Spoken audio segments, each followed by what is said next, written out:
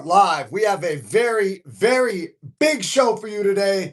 UFC president Dana White says you cannot hate Trump. We're going to get into all of that. He has a specific point about his bestie, Donald Trump, and why people cannot hate him. He also calls himself, Dana White himself calls himself a liberal in this interview, and he also says he's not a political guy. We're going to get into all of that. We have a very, very big show for you today, guys. We're going to cover a lot. Yesterday's show, we got into a bunch of UFO weird stuff. So if you're into the weirdness, make sure you check that out. I'm getting everything set up here in the background for you guys. We got Felony Charles Bennett live in the chat. Peep this real quick, guys. Check this out. We're going to hop right in. Check out Fight Circus, home of the freak show fights. And shout out to Felony Charles Bennett, a living legend in the MMA world. And if you guys want this Fight Circus Felony mug shot tee with the Cash App, man, you know, we got this, right? So listen, this is a rare shirt right here, guys. So make sure you drop a note in the chat and let us know if you want one. All right, guys. Also, shout out to everybody that's hopping in the chat already. I go live every single day. I go live at different times. So make sure you have notifications turned on. You got to subscribe and turn notifications on. Bang the bell and set it to all notifications, guys. We got Arpon the Don in the chat. Real one here. Speaking of real ones, we got the real one shirts. I'm going to drop that in the description of this video after I post to my page. Right now, I don't have that link on me. I'm going to get the link ready for the next time. That way I can just drop it in the chat. But anyways, make sure you check out Fight Circus. Make sure you check out Studio Millions. Send your coach to studiomillions.com. They will pack your coach's gym full of students who stay, pay, and refer. Your coach will love you. They'll get money. They'll get free time. You'll have more training partners, and you will be the one to thank. So send your coach to studiomillions.com.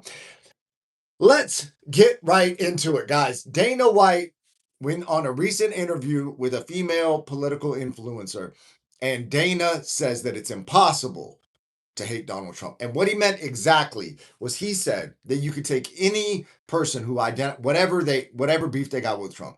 He said Trump's the kind of guy that if you were to take someone to dinner for an hour with Donald Trump, they will not leave the dinner hating Donald Trump. He said it's impossible to leave the dinner. And then he talks about comedian Bill Maher, who had lawsuits, legal battles, big beef with Donald Trump. Almost every single show, Bill Maher would obliterate Donald Trump, clown him relentlessly. They had a big problem.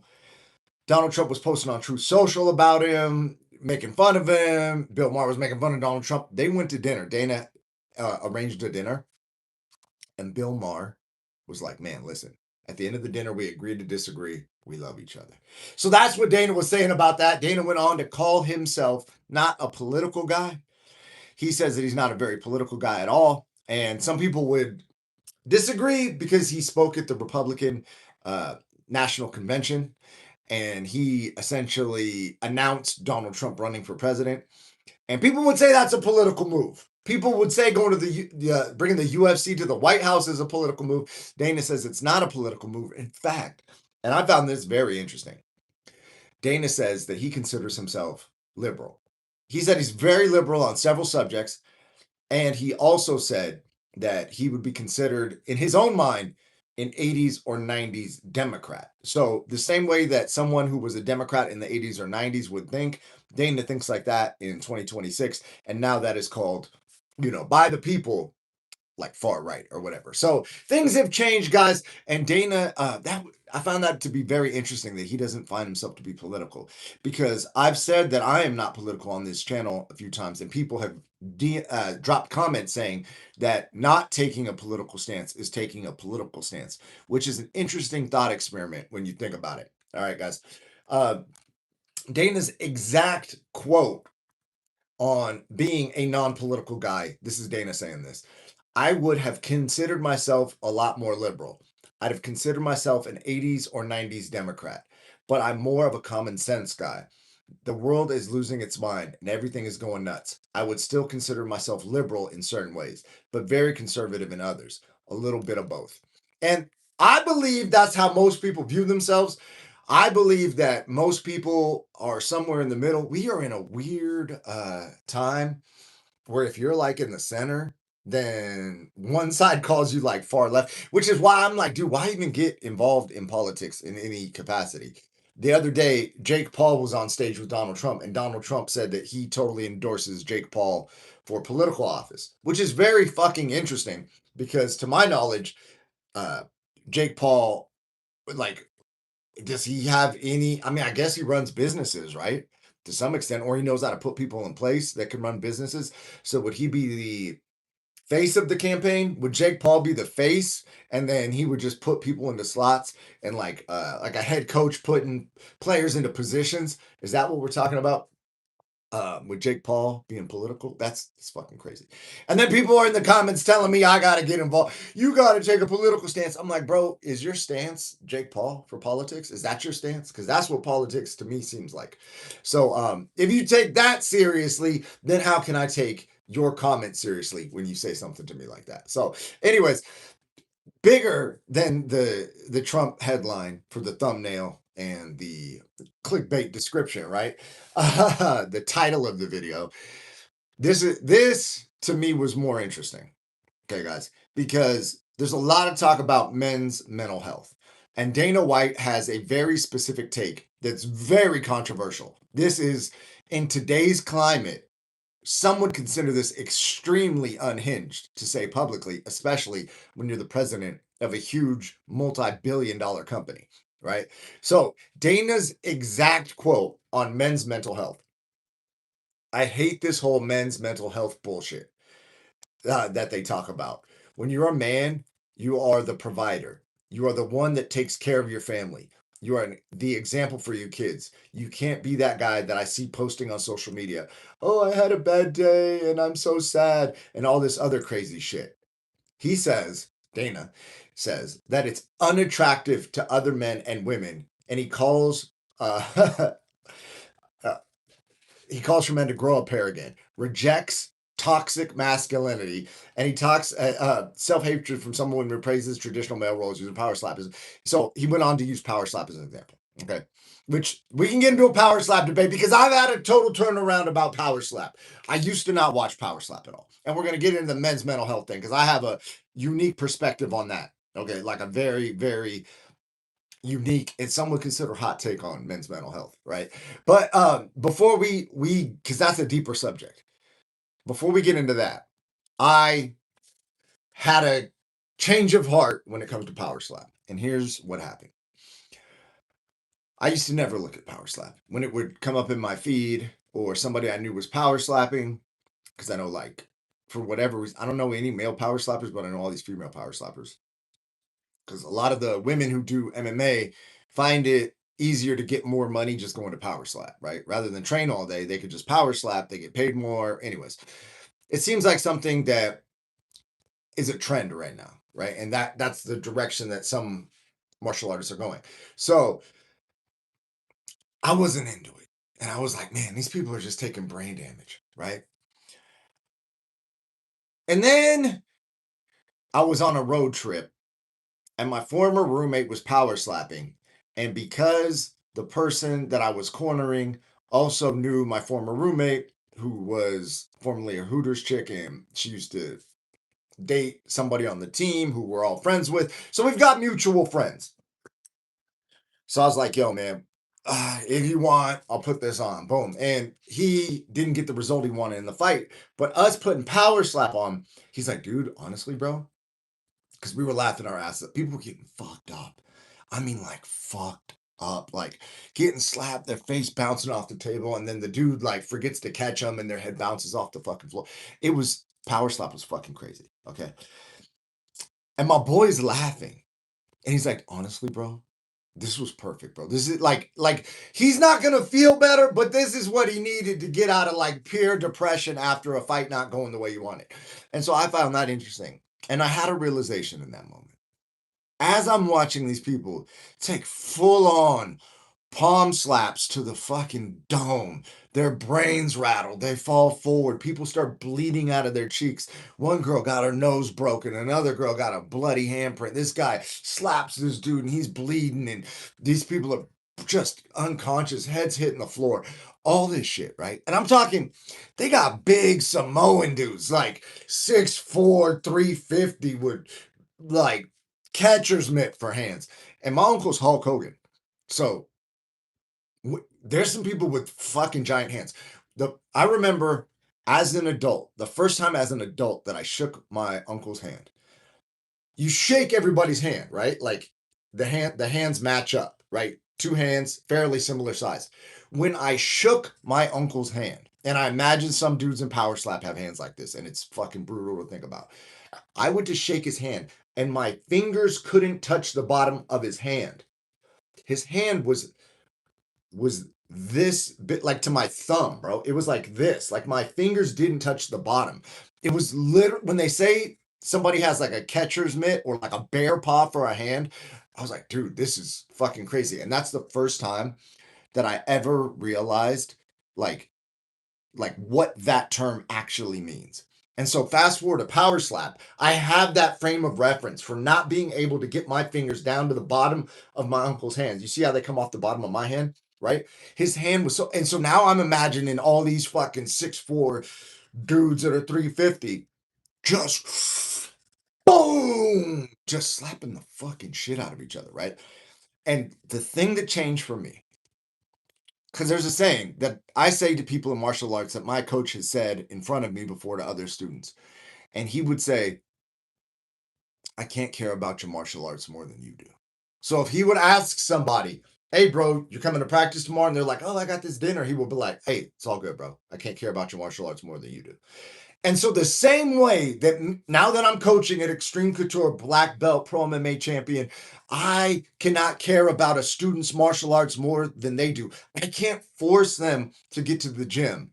I cannot care about these Power Slap people's CTE, consciousness, brain health more than they do. So if they're willing to risk it, some would say for the biscuit, if they're willing to put their brain health on their line for my fun and amusement, who am I to not watch? That's where I got to with Power Slap. So when he goes, Power Slap is an example of raw male energy. Listen, man, some of the chicks on Power Slap are just as brutal as the dudes. Those girls are getting KO'd, man. It's fucking nuts. Let me read the chat real quick. And then we're going to get into the men's mental health, which is actually the focus of, this is like the big story for today's live. We're going to get into that. I see some people in the chat already talking about it. I have a unique perspective on it. So, all right. So I got Brandon H. Vegas. I agree with Dana. So you agree with Dana about men's mental health and him hating men's mental health, all the bullshit, and that men should be providers. I have user, a bunch of letters. It's brutal. Yeah, Power Slap is brutal. It's one of the most fucking craziest things. I've got friends who I've like proposed a question to, like, bro, you just got paid, whatever. Like they're on a regional scene, right? Two, 3Gs. 10 bands to do Power Slap. Would you do it? Would you do it? That's the question. That's today's question of the day. If you're on the live, would you do Power Slap? Let's say for 10 Gs. And I got a theory. I was talking to Felony about this because I was like, Felony, bro, here's the play. Felony, you got a big name, okay? You're an MMA legend. People will tune in to watch you Power Slap. I said, the play is this. And he said, the reason why I'm bringing this up right now is because he said that he's not going to do this. So I'm going to put it out there because I don't think anybody will ever do it. But I said, man, what the play for Power Slap is this. Especially if you have a name and you're considered like a funny person, like a comedian, or like I do post-fight speeches. I act all crazy after my fights. I'm like a personality in addition to like a serious fighter, right? You go there and they flip a coin and you hit first or they hit first. So boom, you flip the coin. Boom. King David hits first. Boom! I have one shot to knock him out. Boom, I knock him out. Collect 10 bands. Next fight, whatever. 25 Gs, 30 Gs, whatever the prices are. You can make it whatever price you want. But if I flip the coin and I get, like, let's say tails, and they get to hit first, they 1, 2, 3, and they go to swing, I just duck. I get DQ'd. And I never power slap again. I'm banned from power slap. But I took the risk of the coin flip because the thing isn't actually the slaps, right? It's the coin flip because there's several people in power slap who went on like 3-fight KO streaks because they won the coin flip. So they never actually got slapped. So for them, and let's say their first 3 fights, it wasn't even brutal because they were the one doing the brutality. Right. So I'm like, if we're talking like game theory, there's a glitch in the system that could be exploited. I'm not saying do that. I'm just saying I thought it was a funny idea. We joked about it. We had a laugh. Anyways, so we'll get right into the men's mental health stuff. Let me check the chat real quick. Yeah, I definitely would. Hey, there you go. It would be hard not to flinch. Yeah. I don't know how they just stand there and just get slapped upside their head. It's kind of wild. And so, okay, guys, here is a drink that I do not recommend. Okay, I put stevia in it to make this thing bearable, but I saw this thing. I was like, you know what, man? Grape soda. It's on sale. It's healthy. It's got probiotic cultures in it. You know what? Okay, so these were on sale for 50 cents each. I said, man, I love carbonated beverages, especially with caffeine. I don't even know if this has caffeine. I don't think it does. But 50 cents each. I bought them all. I grabbed a whole bunch. I like a deal, right? My girlfriend and I play a game called Guess How Much. So I would go buy all these and then I would come home and show her and I'll go guess how much. And then she would go, what'd you get? I'm like $1.50. I'd be like, no, 50 cents. And then it's like, what? You know what I mean? Anyways, but these are not good to me for my palate, right? I'm American. These are not sweet enough for me. So I had to add stevia to it. So now it's palatable.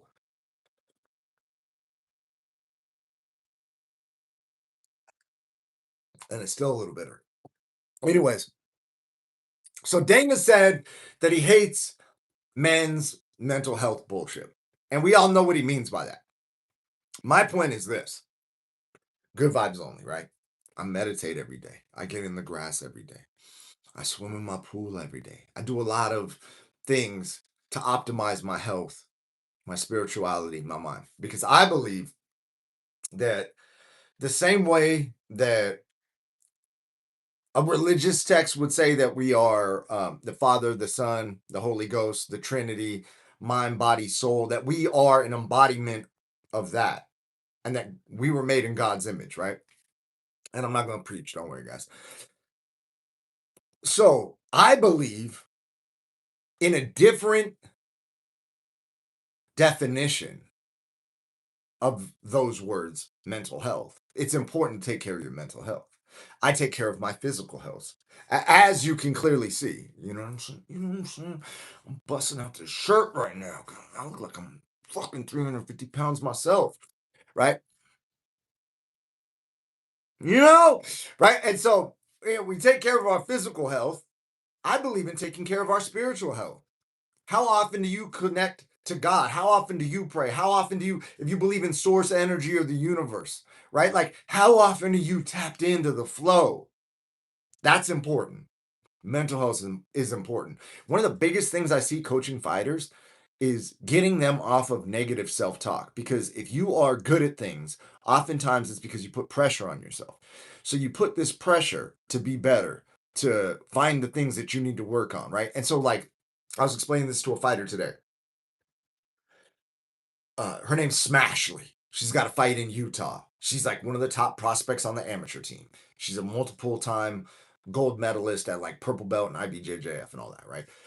And she was having a day where she had some concerns, as you do, because you have all different training partners, and today we're going in bad positions and all this stuff. And I was like, man, listen, as someone who is a high achiever, oftentimes we're so focused on getting better that we have to find faults in what we're doing to find the areas that we can improve in. So we have this hill over here and it's a pile of all this shit that we need to work on. And we're focused on fixing all these things and all these things. And sometimes we fail to realize that there's a hill of things we could work on, but we've got a fucking mountain of things that we've mastered, right? And sometimes we forget about that. And when I feel something, and I don't ever like feel depressed or anything, but like when I feel something like that would be more energetically resonant with that word, right? Like not ultra vibey when I feel like, oh, a little something, like a little something. What I do is rather than focus on my goal, like what I haven't got yet, right? I've only got one pro MMA title. I want my next title. I've only got 9 pro wins, all 9 with submission. I want 10 pro wins, right? I want to fight a major fight in a big organization, right? I've only fought regionally and I beat a UFC veteran and I fought on UFC Fight Pass, but I got these goals, right? And so I'm so on the goal, so on the goal, so on the goal. And I'm looking at where I got to get to and where I want to push and where I want to push and where I want to go to. And we're so busy doing that can often seem like, fuck, man, there's this problem. And that could potentially lead to someone feeling depressed. So when you get in that moment, what I do, this works for me. I'm not telling you what to do. I'm just saying if you want to take it, it's free. Here, have it. Enjoy it, right? Maybe it'll help somebody on this stream. Sometimes when I feel like I got so far to go, I take a breath and I remember how far I've come.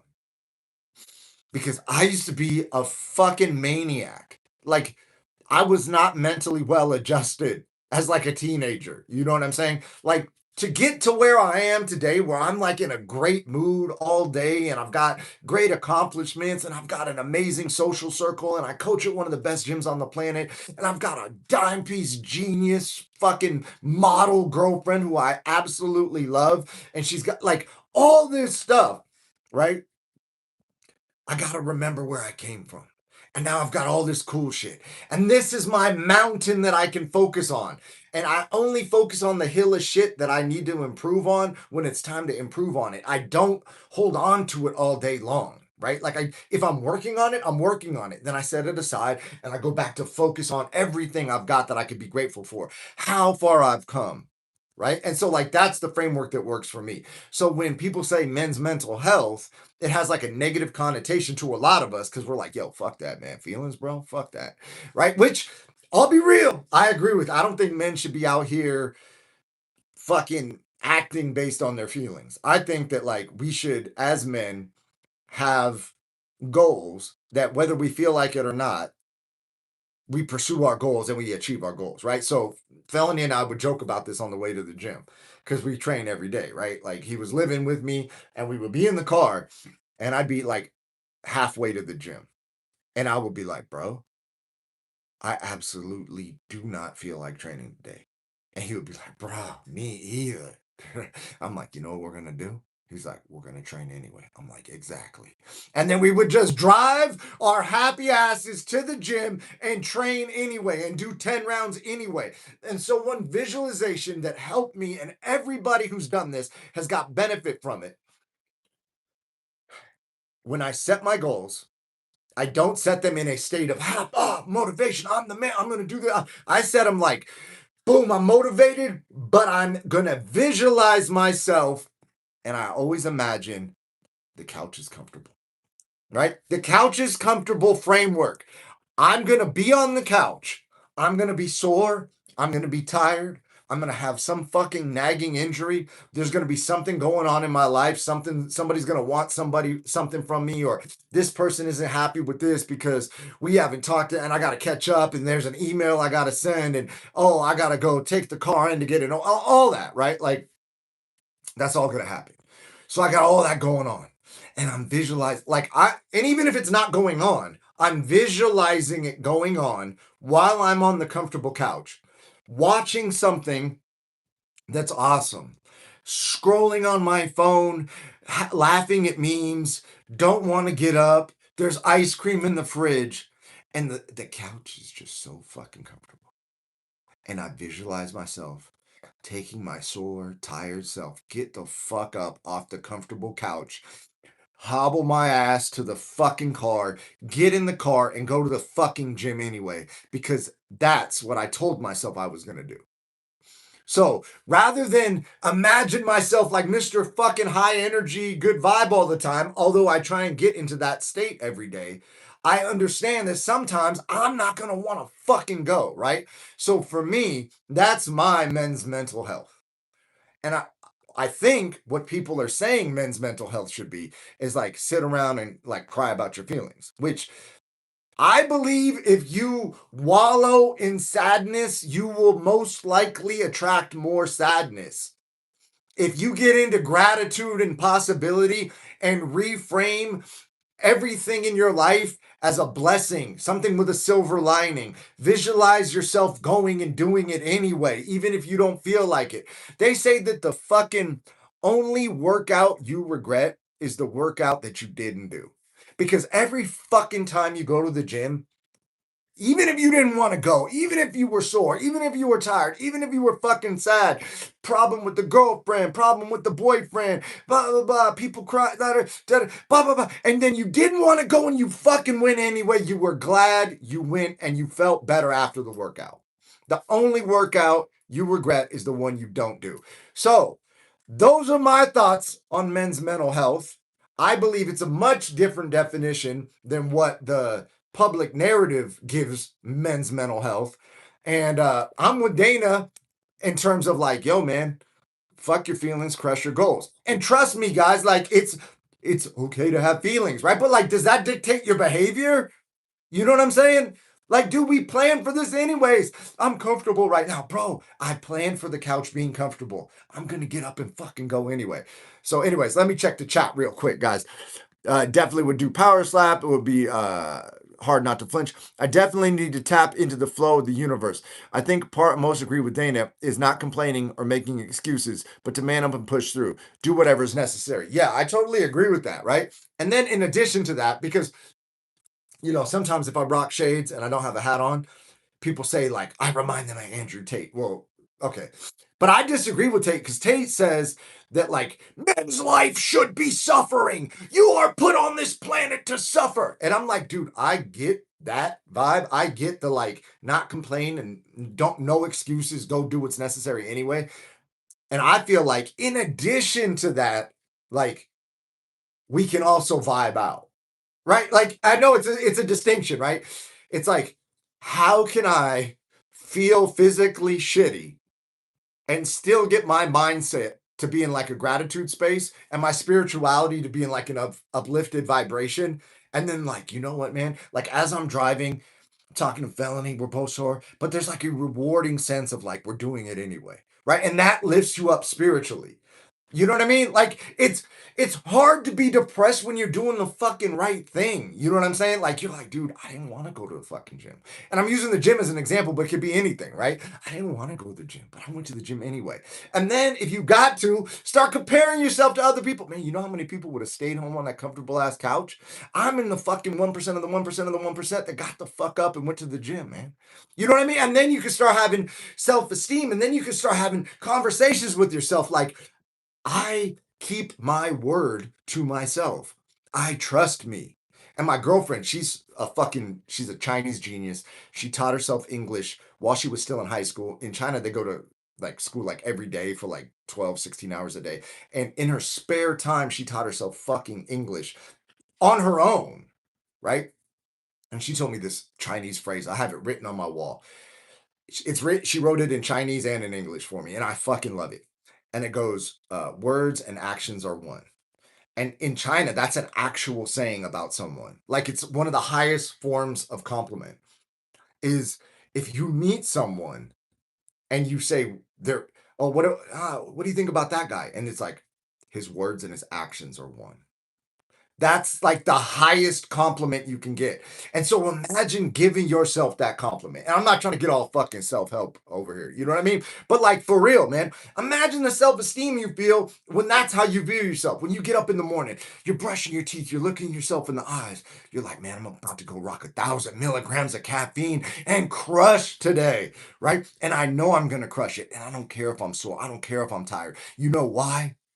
Because my words and my actions are one and I can trust myself. And you have that bond with yourself, bro. And then you're out there and then you're connecting to source, you're connecting to spirit, you're connecting to God above, and you're taking care of yourself physically, mentally, spiritually. Man, dude, anything's possible. So, anyways, guys, I hope you liked the live today. I hope you liked the stream. I hope you can notice the nuance of how I took a clickbaity, catchy headline and flipped it into a message of positivity that maybe, hopefully, somebody on the stream gets a little something out of because it worked for me, and hopefully you test it and maybe it works for you. And if it doesn't, then just throw it to the side. You don't got to implement it if you don't want, but if you do and it works for you, then this was a win for me today. I love you guys. Thank you for jumping on the stream. And if you've not subscribed already, make sure you subscribe and turn the notifications on. Bang the bell and set it to all notifications, because I go live at random times. You know, no telling when I'm going to go live, right? So tonight it's 11:24 and I'm already hopping off the stream. You know, a different night, I might not start the stream till 11:24. And as I try and push the stream earlier and earlier, you know, the times are going to change. So that's why the notifications are important. Anyways, if this benefited you in any way, share it with somebody, man. I absolutely love you guys. Thank you for popping on. I'll see you guys tomorrow. Have an amazing